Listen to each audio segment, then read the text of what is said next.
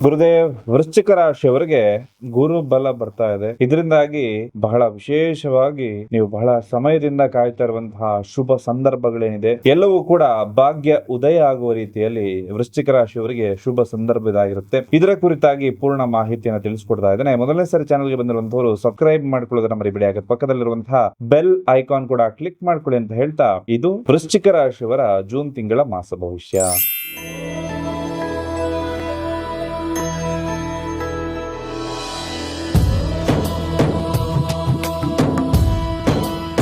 ಮೊದಲಿಗೆ ಈ ಮಾಸದಲ್ಲಿರ್ತಕ್ಕಂತಹ ಗೋಚಾರ ಫಲಗಳು, ಯಾವ ಗ್ರಹ ಯಾವ ಮನೆಯ ಪ್ರವೇಶ ಮಾಡ್ತಾ ಇದೆ, ಇದರ ಬಗ್ಗೆ ಪೂರ್ಣ ಮಾಹಿತಿಯನ್ನ ನೋಡೋದಾಯ್ತು ಅಂದ್ರೆ, ಜೂನ್ 2ನೇ ತಾರೀಕು ಬಹಳ ಜನರು ಕಾಯ್ತಾ ಇರುವಂತದ್ದು. ಗುರು ಕರ್ಕಾಟಕ ರಾಶಿ ತನ್ನ ಉಚ್ಚ ಸ್ಥಾನಕ್ಕೆ ಪ್ರವೇಶವನ್ನು ಮಾಡ್ತಾ ಇರುವಂತದ್ದು. 8ನೇ ತಾರೀಕು ಶುಕ್ರ ಗ್ರಹ ಕೂಡ ಕರ್ಕಾಟಕ ರಾಶಿಯ ಪ್ರವೇಶವನ್ನು ಮಾಡುತ್ತೆ. 15ನೇ ತಾರೀಕು ಸೂರ್ಯಗ್ರಹ ಮಿಥುನ ರಾಶಿಯ ಪ್ರವೇಶವನ್ನು ಮಾಡುವಂತದ್ದು. 21ಕ್ಕೆ ಕುಜಗ್ರಹ ವೃಷಭ ರಾಶಿಯ ಪ್ರವೇಶವನ್ನು ಮಾಡುವಂತದ್ದು. 22ನೇ ತಾರೀಕಿಗೆ ಬುಧಗ್ರಹ ಕರ್ಕಾಟಕ ರಾಶಿ ಪ್ರವೇಶ ಮಾಡುವಂಥದ್ದು. ಅಲ್ಲಿಗೆ ಕರ್ಕಾಟಕ ರಾಶಿಯಲ್ಲಿ 3 ಗ್ರಹಗಳ ಒಂದು ಸಮ್ಮಿಲನ ಆಗ್ತಕ್ಕಂಥದ್ದು ತುಂಬಾ ಫೈನಾನ್ಷಿಯಲ್ ಗೇನ್ಸ್ ಎಲ್ಲವನ್ನ ಕೂಡ ತಂದು ಕೊಡುತ್ತೆ. ಅದೇ 29ನೇ ತಾರೀಕು ಮತ್ತೆ ಬುಧ ರೆಟ್ರೋಗ್ರೇಡ್ ಆಗಿ ಮಿಥುನ ರಾಶಿಯ ಹಿಂತಿರುಗಿ ಬರ್ತಕ್ಕಂಥದ್ದಿರುತ್ತೆ. ಹಾಗೆ ಈ ಒಂದು 3 ಗ್ರಹಗಳು ಕೂಡ ಒಂದೇ ಮನೆಯಲ್ಲಿ ಸೇರ್ತಕ್ಕಂಥದ್ದು. ಅದು ಬುಧ, ಗುರು, ಶುಕ್ರ. ಇದು ಫೈನಾನ್ಷಿಯಲ್ ಸಮಸ್ಯೆಗಳಿಗೆ ಎಲ್ಲದಕ್ಕೂ ಕೂಡ ಉತ್ತಮ ಪರಿಹಾರ ಅಂತ ಹೇಳುವಂತದ್ದಾಗ್ಬೋದು, ಅಥವಾ ಯೋಗಗಳು. ಪ್ರತಿಯೊಂದು ರಾಶಿಗೂ ಕೂಡ ಯೋಗವನ್ನ ಇದು ಕ್ರಿಯೇಟ್ ಮಾಡುತ್ತೆ. ನಮಗೆ ಹಣಕಾಸಿನ ಸಮಸ್ಯೆ ತುಂಬಾ ಇದೆ, ತುಂಬಾ ದುಡ್ಡಿನ ಸಮಸ್ಯೆಗಳಿದೆ ಅಂತ ಹೇಳಿ ಬಹಳಷ್ಟು ಜನ ಫೋನ್ ಮಾಡಿ ಪ್ರಶ್ನೆಗಳನ್ನ ಕೇಳ್ತಾ ಇರ್ತಾರೆ.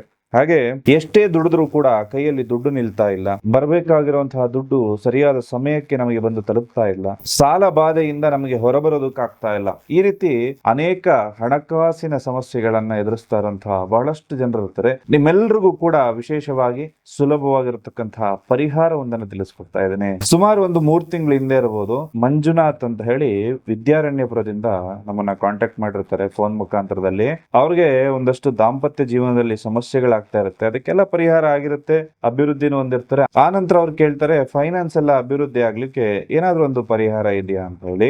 ಆಗ ಅವ್ರಿಗೆ ವಿಶೇಷವಾದ ಪರಿಹಾರ ನಾನು ಸೂಚಿಸಿರ್ತೀನಿ. ಅದೇನಂದ್ರೆ ಧನ ವಶೀಕರಣ ಮಣಿಗಳಾಗಿರುತ್ತೆ. ಧನ ಆಕರ್ಷಣೆ, ಧನ ವಶೀಕರಣ ಮಣಿಗಳು. ಇದನ್ನ ಕೈಯಲ್ಲಿ ಹಾಕೊಳ್ಳಿ ಅಂತ ಹೇಳಿದ್ದೆ.